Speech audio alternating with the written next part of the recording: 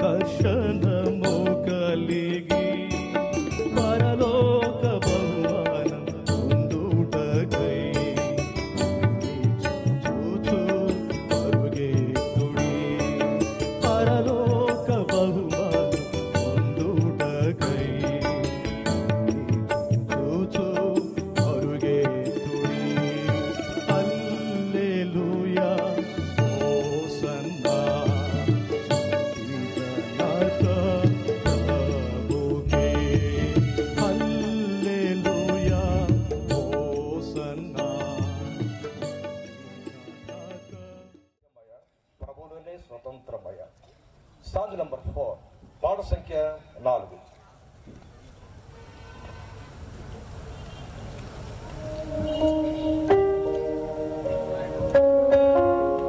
దయచేసి ఈ పాటలు అందరికీ ఇవ్వండి ఉచితంగానే.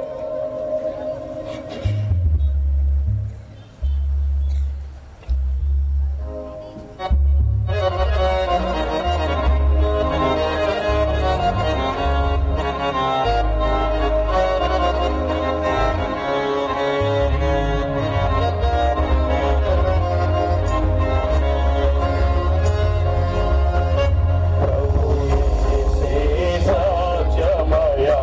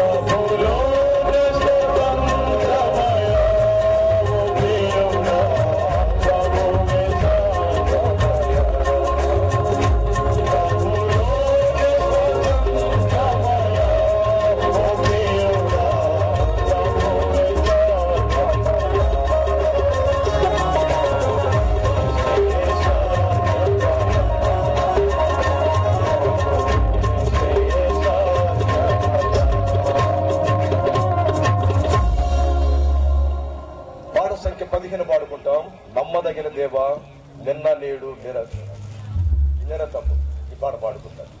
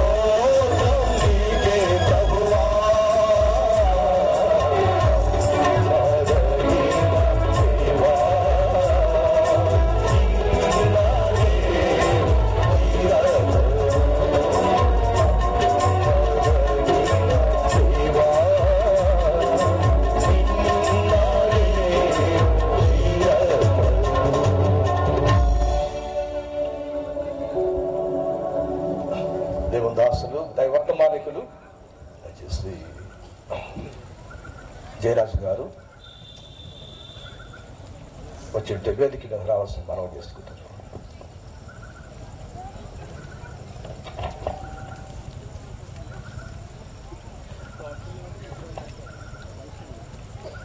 చూడుము ఈ క్షణమే కల్వారిని, ప్రేమ ప్రభు నీకై నిలుచుండదు. పాట సంఖ్య 19. ఈ ప్రతుల నుంచి పాట సంఖ్య 19. Oh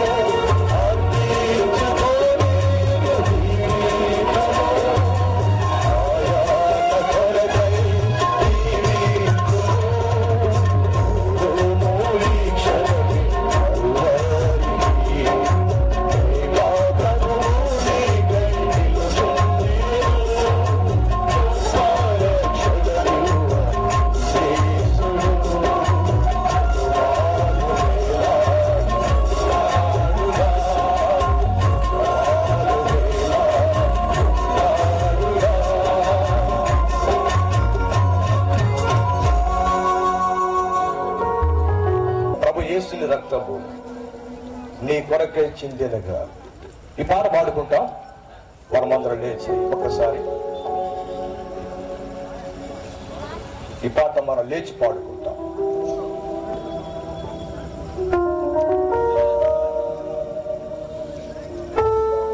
దారి ఉంచాలి, మధ్యలో దారి ఉండాలా?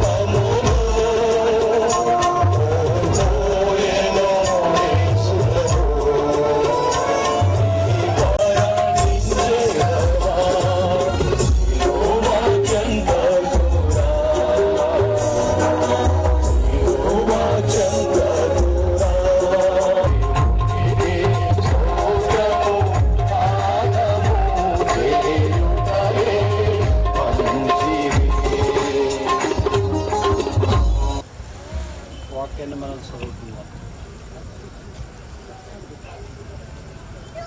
కొరింథీయులకు రాసిన మొదటి పత్రిక 1వ అధ్యాయము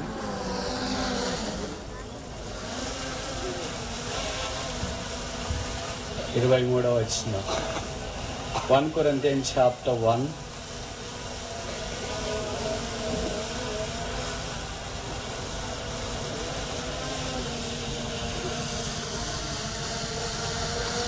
verse 23. కొరింథీయులకు రాసిన మొదటి పత్రిక 1వ అధ్యాయం 23వ వచనం. అయితే మేము సిలువ వేయబడిన క్రీస్తును ప్రకటించున్నాము. ప్రార్థన. ప్రేమగల తండ్రి యేసు ప్రభు నామమును బట్టి మీకు స్తోత్రాలు చెల్లిస్తున్నాం. మమ్మల్ని ప్రేమించి మా కొరకై మానవుడిగా ఈ భూమి మీదకి దిగి వచ్చినందుకు స్తోత్రాలు. మీ ప్రేమను వర్ణించడానికి వీలు కాదు. అసమానమైనది, అద్వితీయమైనది, అతి శ్రేష్టమైనది, అమోఘమైనది. అలాంటి ప్రేమను మేము ఎరిగి ప్రేమ ద్వారా కలిగే రక్షణను స్వీకరించినట్లు కాలము సంపూర్ణమైనప్పుడు మమ్మను కూడా ఏర్పాట్లోనికి తీసుకుని వచ్చుట కొరకై శరీరధారిగా ఈ భూమి మీదకి దిగి వచ్చినందుకు వందనాలు చెల్లిస్తున్నాం. ఆ యేసుక్రీస్తు ప్రభు యొక్క సిలువను బట్టి, దహన బలిని బట్టి, యాగమును బట్టి పాపపు మానవ జాతికి ఇచ్చిన రక్షణ కొరకై స్తోత్రాలు. ఈ రాత్రి సమీప దూర ప్రాంతాల నుండి ఈ గుడి కొరకు వచ్చిన వారిని బట్టి వందనాలు చెల్లిస్తున్నాం. పాటల ద్వారా మీరు మహిమ పొందినందుకు స్తోత్రాలు. ఈ దైవోపదేశం కూడా మాకు విడుదల చేయమని ప్రార్థిస్తున్నా. చేరి వచ్చిన ఒక్కరు ఖాళీగా ముఖం చిన్నబుచ్చుకొని యేసుని నిరాకరించి వెళ్ళిపోకుండానట్లు సిలువ వేయబడిన యేసుక్రీస్తు ప్రభువు వారి కళ్ళెదుట ప్రదర్శించబడినట్లు సహాయం చేయమని ప్రార్థిస్తున్నా. ఆ కార్యక్రమాలు చూసుకునే వారిని కూడా మరి జ్ఞాపకం చేసుకునండి. ఇంకెవరైనా రావాల్సి ఉంటే అధికమైన ఆలస్యం కలగకుండా త్వరపెట్టి తోడుకొని రమ్మని ప్రార్థన చేస్తున్నా. నన్ను మీ రక్తం చేత కడిగి పరిశుద్ధపరచండి. మీ మాటలు నా నోట ఉంచమని ప్రార్థిస్తున్నా. ఈ ప్రెమిసెస్ ఎవరు ఇచ్చినారో వారిని మీరు ఆశీర్వదించి దీవించము. వారికి ప్రతిఫలం బహుమానం దయచేయండి. ఏర్పాట్లు చూసుకునేవారు, సహాయం చేసేవారు, ఆ విభాగాలలో పనిచేస్తున్న వారందరినీ మీరు ఆశీర్వదించండి. రక్షణ చేత రక్షణ లేని వారిని అలంకరింప చేయమని ఈ రాత్రి కొంతమంది అయినా యేసుక్రీస్తు ప్రభువును అంగీకరించినట్లు సహాయం చేయండి. రక్షణార్థమైన వెలుగులోనికి వచ్చినట్లు వీలు కల్పించండి. యేసు నామమున స్తుతించి ప్రార్థిస్తున్నాము తండ్రి, ఆమేన్.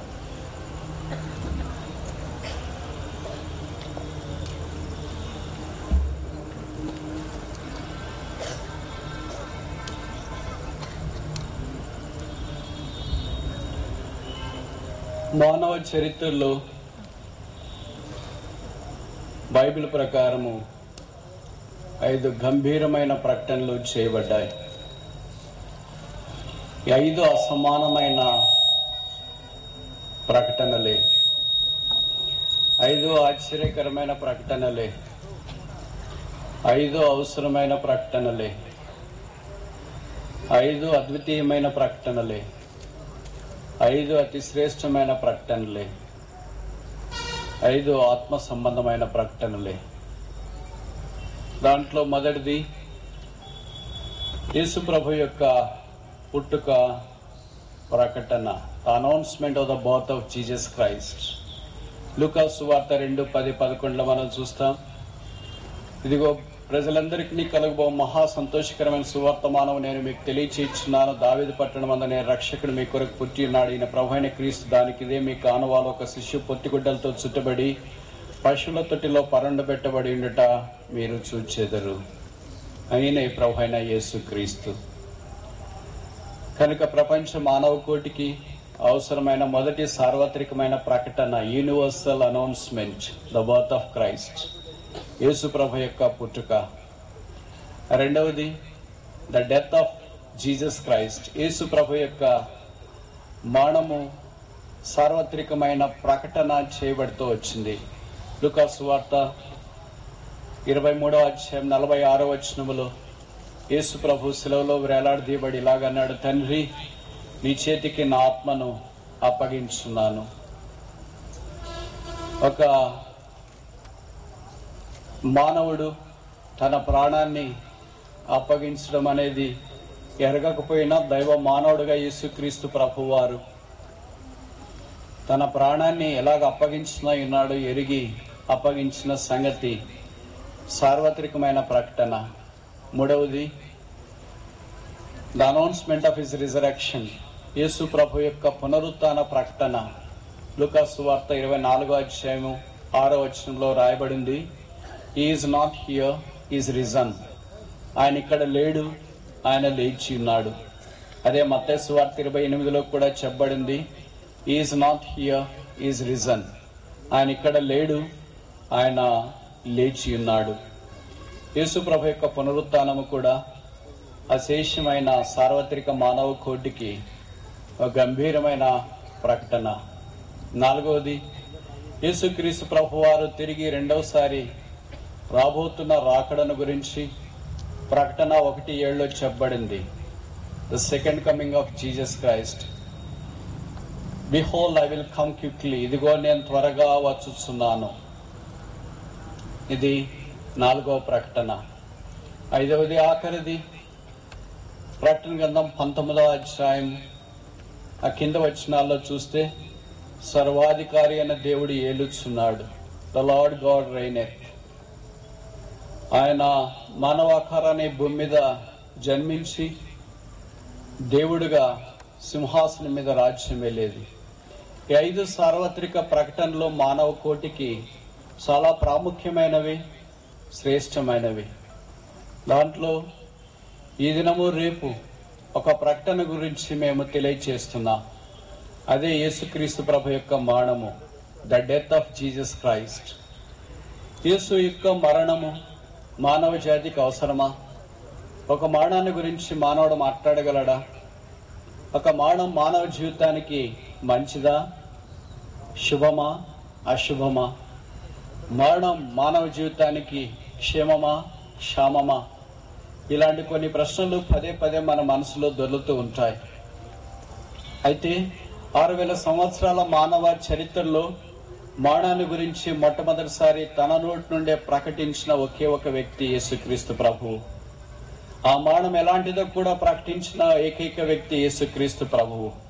ఆ మాన ప్రభావం ఏంటో తెలియచేయటానికి ముందుకు వచ్చిన ఒకే ఒక వ్యక్తి యేసుక్రీస్తు ప్రభువు.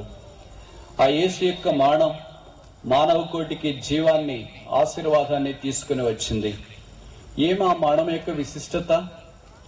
దేవుడు మానవుడిగా ఈ భూమి మీదకి దిగి వచ్చి ఎందుకు మరణించాలా? దేవుడు దేవుడిగానే ఉంటే పరలోక రాజ్యంలో సరిపోదా?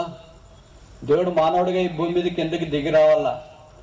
బైబిల్ సెలవిస్తుంది, నల్ల చెడుతనం భూమి మీద గొప్పదనియు, వారి తలంపుల్లోని ఊహలన్నయు కేవలం చెడ్డవని ఎల్లప్పుడూ దేవుడు చూచెను.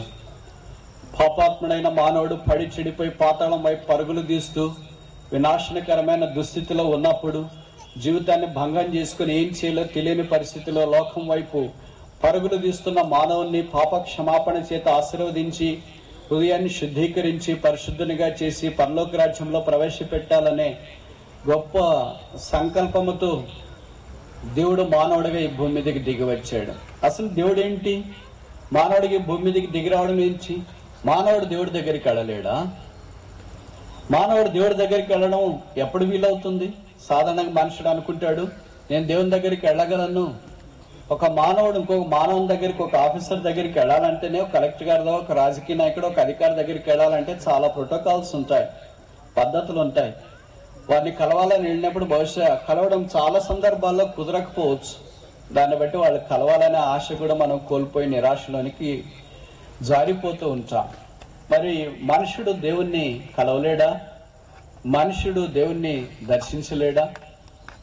1967వ సంవత్సరం అనుకుంటా మనుషుడు మొట్టమొదట చంద్రమండలం మీద కాలు పెట్టాడు.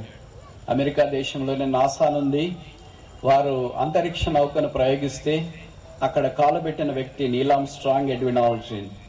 ఆ ఇద్దరు కాలు పెట్టినప్పుడు చంద్రమండలం మీద ఒక మనుషుడు కాలు పెట్టడానికి అంత సమయం అయితే, ఇంకా మన భారతదేశంలో మనం అందరం కాలు పెట్టాలంటే చంద్రమండలం మీద ఎప్పుడు సమయం కావాలా? దేవుడు చేసిన సార్వత్రికమైన సృష్టిలో సౌర కుటుంబం ఒక చిన్న అణవంత సౌర కుటుంబంలో ఉన్న చంద్రుడు సామాన్యమైన చంద్రుని దగ్గర కాలబెట్టడానికి అన్ని సంవత్సరాలు తీసుకుంటే, ఇంకా మనం ఆ ప్రయత్నంలోనికి రాకుండా ఉంటే, చంద్రమండలము సృజించిన దేవుడైన యేసుక్రీస్తు ప్రభు దగ్గర చేరి ఆయన దర్శించడం మానవుని తరం అవుతుందా? అందుకే మానవుడు దేవుణ్ణి చేరుకోవడం దుస్సాధ్యం. చూడండి, మన దగ్గర ఏదైనా కొద్దిగా డబ్బులు ఉన్నాయనుకోండి, ఒకవేళ హైదరాబాద్కి వెళ్ళాలా, ఇక్కడ నుండి హైదరాబాద్కి వెళ్ళాలంటే కొన్ని డబ్బులు ఉండాలా, కొంత టైం ఉండాలా, కొంత భాష కూడా వచ్చిండాలా. అలాగే ఢిల్లీకి వెళ్ళాలనుకోండి, ఇంకా ఎక్కువ డబ్బులు కావాలా, ఇంకా ఎక్కువ భాష రావాలా, ఇంకా ఎక్కువ తెలివి ఉండాలా. ఢిల్లీ కాకుండా అమెరికాకి వెళ్ళాలనుకోండి, ఇంకా ఎక్కువ డబ్బులు ఉండాలా, ఇంకా ఎక్కువ పరిచయం ఉండాలా. ఈ భూమి మీద ఒక ఊరి నుండి ఇంకొక ఊరికి వెళ్ళటానికి ఇంత అవసరమైతే, భూమి మీద ఉన్న మానవుడు పరలోక రాజ్యంలో ఉన్న దేవుని దగ్గరికి వెళ్ళటానికి ఎంత అవసరం? ఇది సాధ్యమయ్యే పని అంటారా? ఇది సాధ్యం కాదు గనక దేవుడే మానవాకారాన మానవుని మధ్యలోనికి దిగి వచ్చినాడు.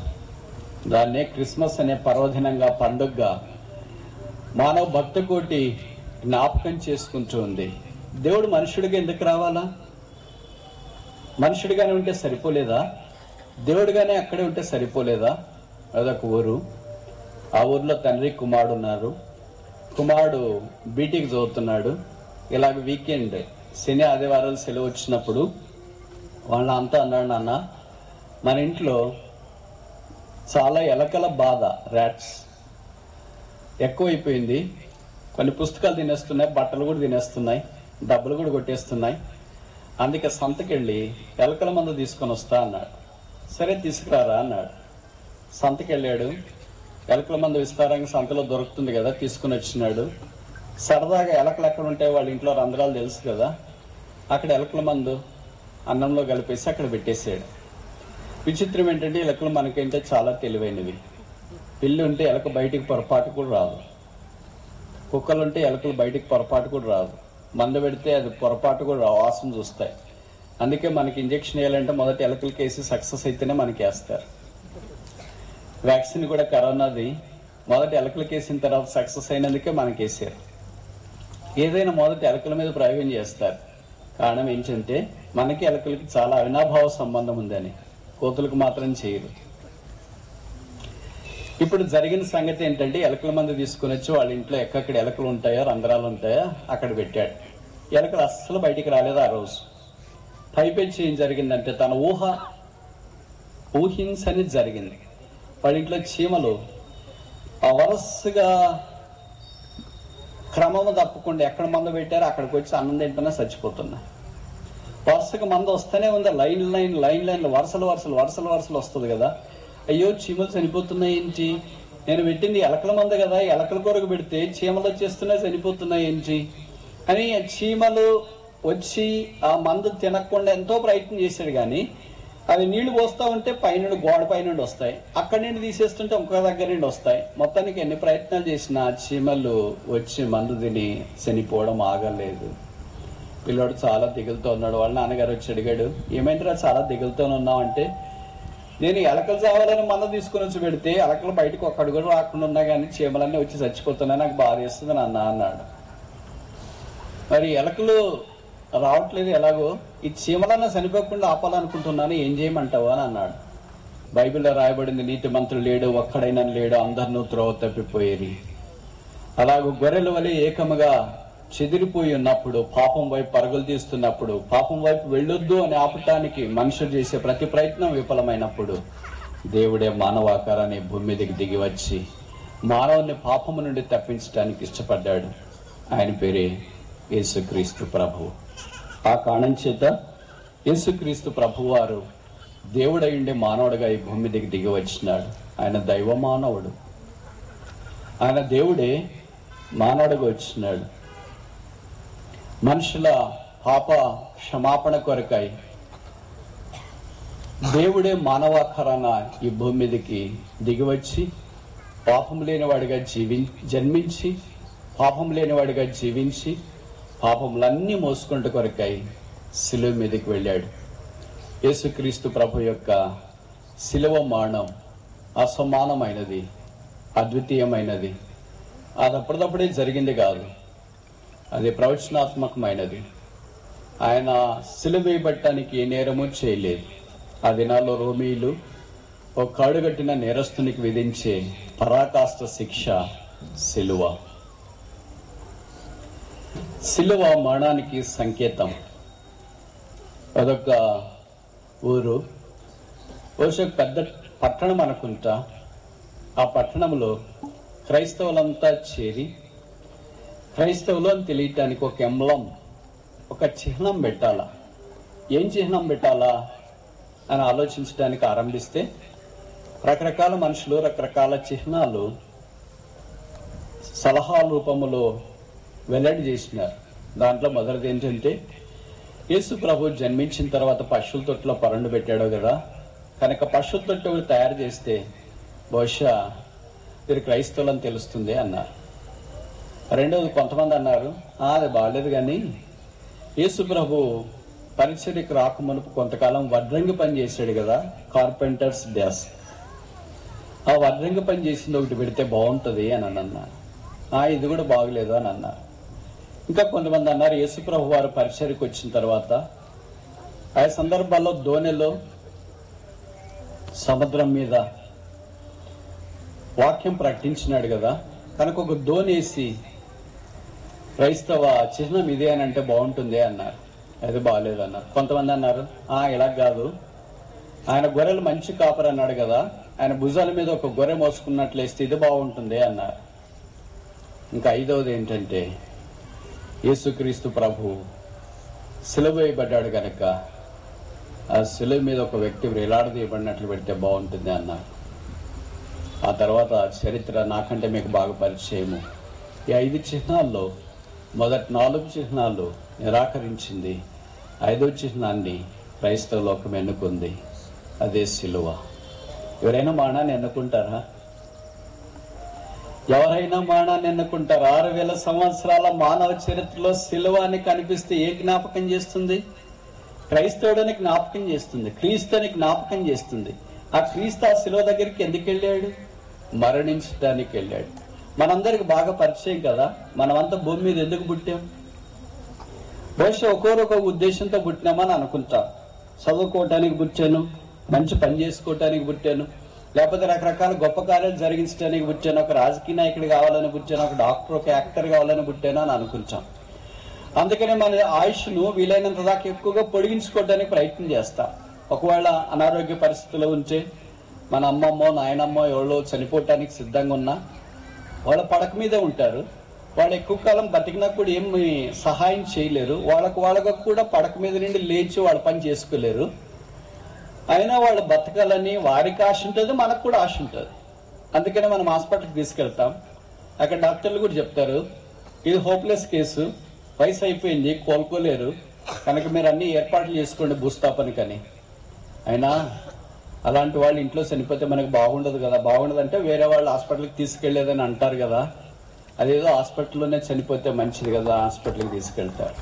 నాన్న వీకెండ్ వచ్చింది కదా, శని ఆదివారాలు సెలవు కదా, మనం ఎక్కడైనా బయటికి సరదాగా వెళదామంటే సరే వెళదామా అని అన్నాడు. వారికి అల్లంత దూరాన్ని ఒక సముద్రం ఉంది, బీచ్, సముద్ర తీరం దగ్గరికి వెళదాం అనుకున్నాడు. సరే శనివారం ఉదయాన్నే లేచి బయలుదేరి వెళ్ళేటప్పుడు కుమారుడు అన్నాడు, నాన్న నేను అక్కడైతే నాకు బోర్ కొడుతుంది, మా ఫ్రెండ్ కూడా ఉన్నాడు, వాడిని కూడా నేను పిలుస్తా, నేను మా ఫ్రెండ్ ఇద్దరు కలిసి ఆడుకుంటా ఉంటాం, నువ్వు మమ్మల్ని బాగా మానిటర్ చేస్తూ ఉండు అని అన్నాడు. సరేరా మీ ఫ్రెండ్ని కూడా పిలుచుకో అన్నాడు. ఆ ఫ్రెండు యవనస్తుడు వాళ్ళ నాన్నగారు ముగ్గురు కలిసి అల్లంత దూరాన్ని ఉన్న సముద్రం దగ్గరికి, బీచ్ దగ్గరికి వెళ్ళారు. ఆ బీచ్ దగ్గర ఇద్దరు పిల్లలు యవనస్తులు ఆడుకుంటూ ఉన్నారు. ఉన్నట్టుండి ఏమైందంటే రాకసి అలలు వారు ఆ బీచ్లో ఆడుకుంటుండగా వారి మీదకి దాడి చేసి వారిని లాక్కొని లోపలికి వెళ్ళిపోయాయి. ఇప్పుడు కేకలు వేస్తున్నారు అక్కడి నుండి, సముద్రం అలల్లో నుండి, నాన్న డాడీ సేమి, నాన్న రక్షించు, నాన్న రక్షించు, నాన్న రక్షించు అని. తండ్రి ఒక్కసారిగా ఉలిక్కిపడి లేచి, ఎక్కడున్నాడు కొడుకు? ఇద్దరు కేకలు వినిపిస్తున్నాయి. కుమారుడికి కేక్ వినిపిస్తుంది, కుమారుని యొక్క స్నేహితుని కేక్ వినిపిస్తుంది. ఇప్పుడు ఇద్దరిలో మొదట ఎవరిని కాపాడాలా? ఎవరిని కాపాడాలా? ఈ తండ్రి అనుకున్నాడు, నా కుమారుడు ఇంకొద్దిసేపు ఉంటాడు, ఎందుకంటే నా కుమారుడే స్నేహితుని తీసుకుని వచ్చినాడు కనుక వాని ప్రాణం పోతే మా వల్ల ప్రాణం పోయిందని అనుకుంటారు, కనుక నా కుమారుని స్నేహితుని మొదట నేను కాపాడుతా అని సముద్రంలోకి అలాగే ఎదురు దూకాడు. అలల్లో కొట్టుమిట్టాడుతున్న కుమారుని స్నేహితుని పట్టుకున్నాడు, భుజం మీద వేసుకున్నాడు, ఒడ్డుకు వచ్చినాడు. అలాగా వస్తున్న రాకసి అలను చూస్తున్నాడు. నా కుమారుడు చేయకడని కనిపిస్తుందేమో, లేదా వచ్చేస్తాడేమో అని చూస్తున్నాడు. ఉన్న పాటున అలలు వచ్చి కాలం తాకాయి. సముద్రం బీచ్ దగ్గర నిలబడి ఉండే ఆ అలలు వచ్చి కాలం తాకుతుంటే ఏదో తాకింది కదా అని అనుకున్నట్లు అనిపించింది. ఒక జంతువేమో అని కళ్ళు కిందకి పెట్టి చూచాడు. ఆయన కాళ్ళ దగ్గర కుమారుని శవం పడింది, అలల్లో కొట్టుకుని వచ్చింది. తన భుజం మీద కుమారుని స్నేహితుడు ప్రాణంతో ఉన్నాడు, తన కాళ్ళ దగ్గర తన కుమారుడు చనిపోయి శవముగా తేలాడు. ఈ కథ కట్ చేస్తే దేవుని యొక్క అద్భుత ప్రేమకు ఇది ఒక చిన్న ఉదాహరణ. యేసుక్రీస్తు ప్రభు వారు మనల్ని రక్షించుట కొరకై ఆయన మరణం పొందడానికి ఇష్టపడ్డాడు. అందుకే దేవుడు తన కుమారుని శిలువకు అప్పగించి మనల్ని తన భుజం మీద ఎక్కించుకొని ఈ ప్రాణంతో కాపాడి జీవప్రాప్తులుగా చేసిన జీవాధిపతిగా ఉన్నాడు. ఎందుకంటే ప్రేమించే దేవుడు ఎవరున్నారు? ప్రాణం పెట్టేవారు ఎవరున్నారు? జీవితాన్ని మార్చేవారు ఎవరున్నారు? పాపలు క్షమించేవారు ఎవరున్నారు? పాపికి సమాధానం నెమ్మదిచ్చేవారు ఎవరున్నారు? పాపిని పరలోకానికి తీసుకుని వెళ్ళేవారు ఎవరున్నారు? ఒకే ఒక వ్యక్తి, ఆయన పేరే యేసుక్రీస్తు ప్రభు. ప్రభు అయిన యేసునందు విశ్వాసం ఉంచుము, అప్పుడు నీవును నీ ఇంటి వారును రక్షణ పొందుదురు. ఈ యేసు ప్రేమకు సాటైన ప్రేమ ఈ లోకములు ఏది లేదు. యేసు ప్రేమ నిత్యమైనది, శాశ్వతమైనది, కల్వరి ప్రేమ, నిస్వార్థమైనది, దైవిక ప్రేమ, సదాకాలం ఉండేది, పరసంబంధమైనది, ఆధ్యాత్మికమైనది, అసమానమైనది, తెగిపోని ప్రేమ, అదే సిలువ ప్రేమ. ఈ రాత్రి ఆ సిలువ దగ్గరికి వచ్చి, యేసు ప్రభువా ఆ ప్రేమ నాకు కావాలి, యేసు నా హృదయంలోనికి రా, నా జీవితాన్ని కూడా మార్చు అని యేసుని వేడుకుంటే నీ జీవితం మార్చబడుతుంది. ఈ సిలువ వేయబడిన యేసు నీకొద్దా? కళ్ళు మూయండి, ప్రార్థన చేస్తాం.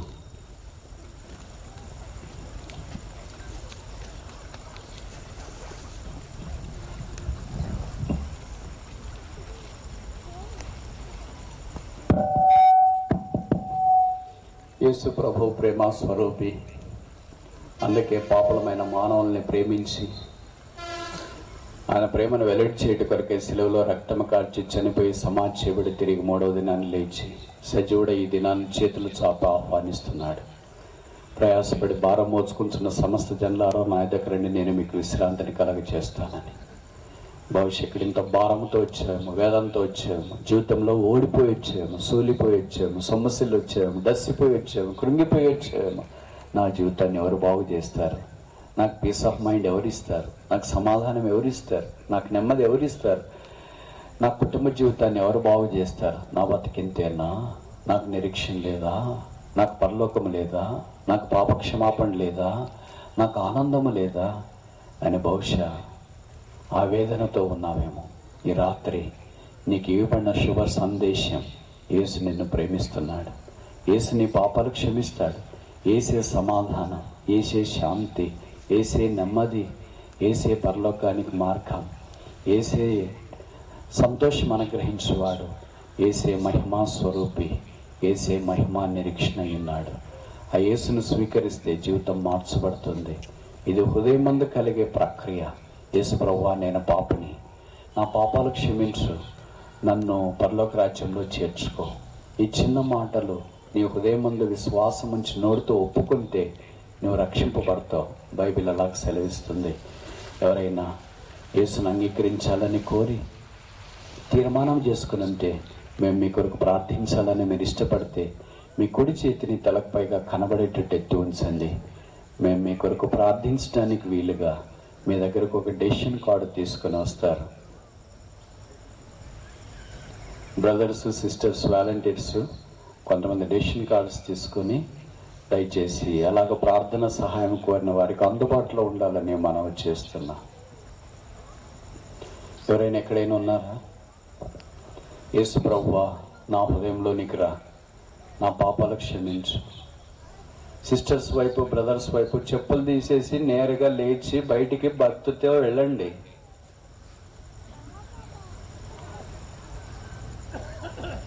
బ్రదర్స్ వైపు, సిస్టర్స్ వైపు కొంతమంది చెప్పులు తీసేయండి, తల మీద ముసుకేసుకొని ఏం సమసిపోరు, ఏం బాధ కాదు. వెనక వైపు కొంతమంది సిస్టర్స్, ముందు వైపు కొంతమంది బ్రదర్స్, పక్కన వైపు కొంతమంది బ్రదర్స్. యేసు ప్రభువా, నా హృదయంలోనికి రా, యేసు నా జీవితాన్ని మార్చు, యేసు నా పాపాలు క్షమించు అని కోరేవారు ఎవరైనా ఉంటే మేము మీ కొరకు ప్రార్థన చేయడానికి వీలుగా మీ కుడి చేతిని తలపైగా కనబడేటట్టు ఎత్తి ఉంచండి. మేము మీ కొరకు ప్రార్థిస్తాం. ఎవరైనా ఎక్కడైనా ఉన్నారా? ఎవరైనా ఎక్కడైనా ఉన్నారా?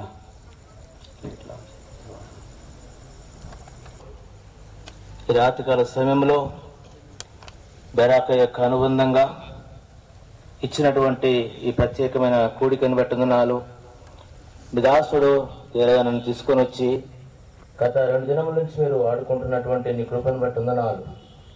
మా ఆత్మీయ మేలు క్షేమం కొరకు మీరు ఇచ్చినటువంటి మంచి అంశమును బట్టున్నాలు. మేము సిలువ వేయబడినటువంటి క్రీస్తును ప్రకటించుచున్నాము అని.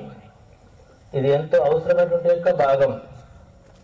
నశించుతున్న వారికి సిలువను కూర్చిన వార్త, వెర్రితనము రక్షింపబడుతున్న మనకు దేవుని శక్తి అని మా తండ్రి సిలువలో ఉన్నటువంటి యొక్క సందర్భాన్ని గుర్తు చేసినారు. మానవాళి యొక్క పాప పరిహారం కొరకు ఈ మానవుడు పాపి అంటే మానవుడు పరలోక రావడానికి మీరు ఒకటే సిలువ మార్గాన్ని మీరు ఏర్పాటు చేసినారు. మీ కుమారుడు యేసుక్రీస్తు ప్రభువారిని భూలోకంలోనికి పంపి సర్వ మానవాళి యొక్క పాప పరిహారార్థమై మీ కుమారుని సిలువలో మేకులకు కొట్టబడినాడు. మా ప్రభువా తండ్రి, వీరేమి చేయుచున్నారో వీరు ఎరగరు కనుక వీరిని క్షమించమని సిలువలో మాట్లాడిన మాటలను బట్టి మనం చెల్లిస్తున్నాం.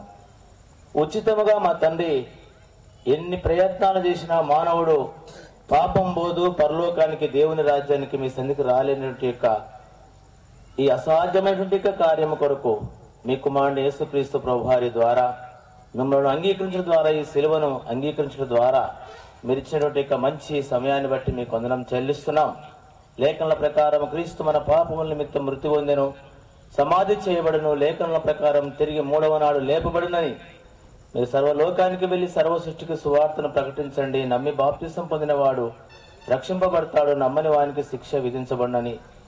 ఎవరు కూడా శిక్ష పడడానికి, శిక్ష నరకానికి వెళ్ళడానికి మీకు ఇష్టం లేక మీ కుమారుని పంపించి చేసినటువంటి గొప్ప కార్యాన్ని బట్టి స్తుతిస్తున్నాం.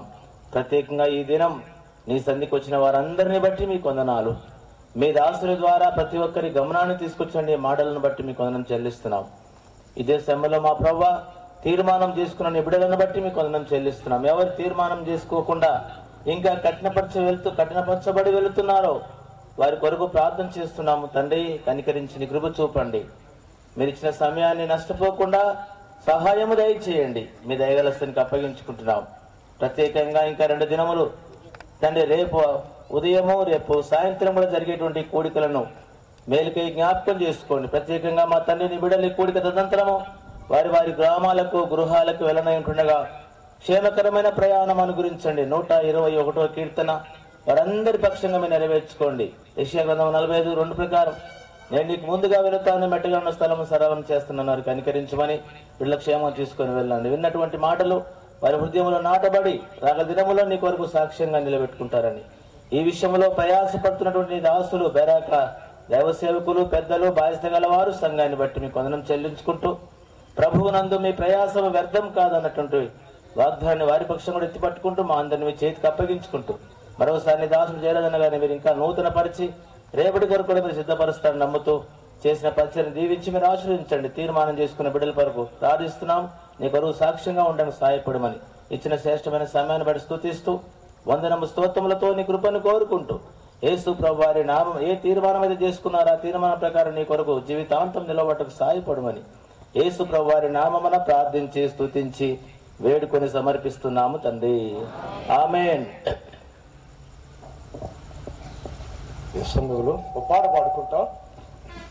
ఎవరైతే తీర్మాన కార్డు తీసుకున్నారో ఆ కింద భాగం నుంచి మాకు ఇవ్వండి, మేము మీ కొరకు ప్రార్థన చేస్తాం. మరి ఈ సమయంలో పాటలు పాడతాం. బ్రదర్ నాగేశ్వరరావు గారు అలాగే బ్రదర్ సుగుణరావు గారు దయచేసి రండి. పాట సంఖ్య 18 పాడుకుంటాం. యేసు చావందే సిలువపై నీ కొరకే నా కొరకే.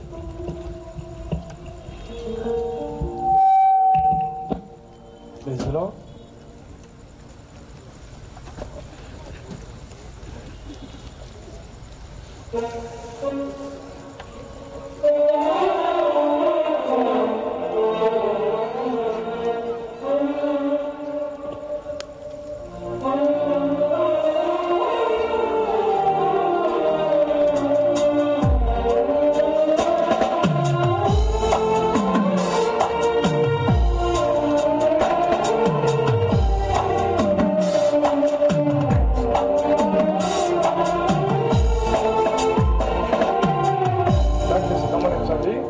ప్రకటనలు కూడా గమనించండి. రేపు ఉదయకాలం ధరాకాలం ఆరాధన ఉంటుంది. అలాగే రేపు సాయంత్రం మనకి చివరి కూడికగా మరి ఇక్కడ ఈ గ్రౌండ్ లో మనం కలిగి ఉంటాం. సమయం గుర్తుపెట్టుకోండి. ఈరోజు 7:30కు ప్రారంభించాం. రేపు సాయంత్రము 6 గంటలకు ప్రారంభిస్తాం. 9 గంటలకి కూడిక ముగించబడుతుంది.